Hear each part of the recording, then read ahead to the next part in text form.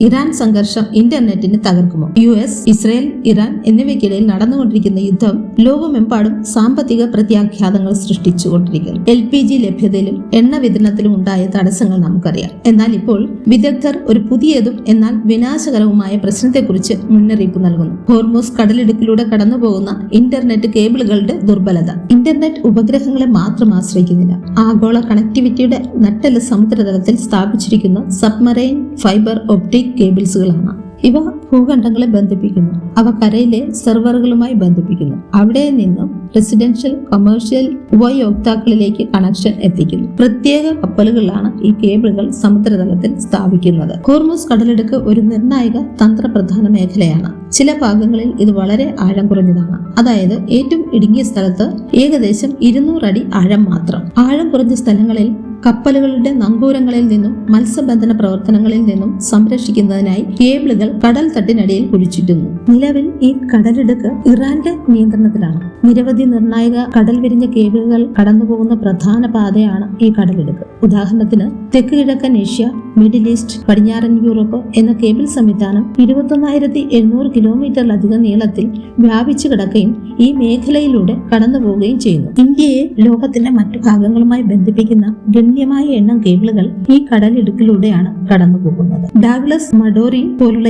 Internet വിശകലന വിദഗ്ധർ മുന്നറിയിപ്പ് നൽകുന്നത് ഈ കേബിളുകൾ തകർക്കാൻ ഇറാൻ കഴിയുമെന്നാണ്. ഖനികൾ, മിസൈലുകൾ അല്ലെങ്കിൽ സൈനിക നിയന്ത്രണം എന്നിവ ഉപയോഗിച്ച് കേബിളുകൾക്ക് കേടുപാടുകൾ വരുത്താൻ ഇറാന് കഴിയും. സാധാരണയായി കേടായ കേബിളുകൾ വേഗത്തിൽ നന്നാക്കാൻ റിപ്പയർ കപ്പലുകൾക്ക് കഴിയും. എന്നിരുന്നാലും ഈ പ്രദേശത്തേക്കുള്ള പ്രവേശനം ഇറാൻ തടഞ്ഞാൽ ആഴ്ചകളോ മാസങ്ങളോ നന്നാക്കൽ സംഘങ്ങൾക്ക് കേടായ കേബിളുകളിലേക്കോ എത്തിച്ചേരാനാകില്ല.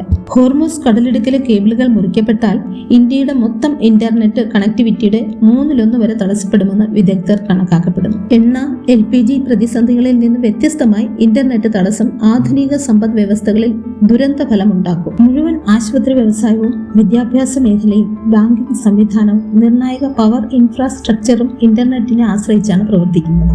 ഇന്ത്യയുടെ ഗണ്യമായ ഭാഗത്തെ ബാധിക്കുന്ന ദീർഘകാല ഇന്റർനെറ്റ് തടസ്സം വൻ സാമ്പത്തിക പ്രതിസന്ധിക്ക് കാരണമാകും. സാറ്റലൈറ്റ് ഇന്റർനെറ്റ് കേബിൾ നശീകരണത്തിന്റെ അപകട സാധ്യത ലഘൂകരിക്കുന്നതിന് ഉപഗ്രഹ അധിഷ്ഠിത ഇന്റർനെറ്റിലേക്ക് മാറാൻ വിദഗ്ധർ നിർദ്ദേശിക്കുന്നു. എലോൺ മസ്കിന്റെ കമ്പനി സ്റ്റാർലിങ്ക് ഭൂമിയിൽ നിന്ന് ഏകദേശം 500 കിലോമീറ്റർ ഉയരത്തിൽ താഴ്ന്ന ഭ്രമണപഥത്തിൽ 10,000-ലധികം ഉപഗ്രഹങ്ങൾ വിക്ഷേപിച്ച് ഇന്റർനെറ്റ് സേവനം നൽകുന്നു. ബാൻഡ്വിഡ്ത്ത് കുറവായിരിക്കുമെങ്കിലും സമുദ്രതലത്തിലെ ഭൗതിക തടസ്സങ്ങളെ ഇത് പ്രതിരോധിക്കും. ഇന്ത്യയിൽ വൺ വെബ് പ്രൊജക്ട് ഭാരതീയ എയർടെലിനോടൊപ്പം പ്രവർത്തിക്കുന്ന ഒരു പദ്ധതിയാണ്. ഏകദേശം 1200 കിലോമീറ്റർ അകലെയായി ഉപഗ്രഹങ്ങളുടെ ഒരു ശൃംഖല സൃഷ്ടിച്ച് ഇന്റർനെറ്റ് കണക്ടിവിറ്റി നൽകാനാണ് ലക്ഷ്യമിടുന്നത്. ചരിത്രപരമായി ഗൾഫ് രാജ്യങ്ങൾ എണ്ണയുടെ ശക്തിയാൽ ലോകത്തെ നിയന്ത്രിച്ചു. എന്നാൽ ഇന്ന് ലോകത്തെ മുന്നോട്ട് നയിക്കുന്നത് ഡാറ്റയാണ്. ഡാറ്റ തടസ്സപ്പെടുത്തുന്നത് 1970-കളിലെ എണ്ണ പ്രതിസന്ധിയേക്കാൾ രൂക്ഷമായ ഒരു ആഘാതം സൃഷ്ടിച്ചേക്കാം. വർഷങ്ങളായി ബ്രിക്സ് രാജ്യങ്ങൾ, അതായത് ഇന്ത്യ, ബ്രസീൽ, റഷ്യ, ചൈന,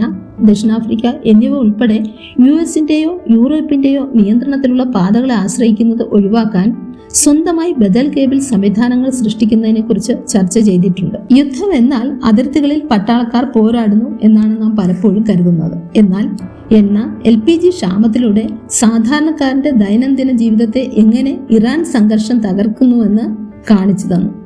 ഇപ്പോൾ 21-ാം നൂറ്റാണ്ടിൽ ഇന്റർനെറ്റ് ഒരു അടിസ്ഥാന ആവശ്യമായി മാറിയിരിക്കുന്നു.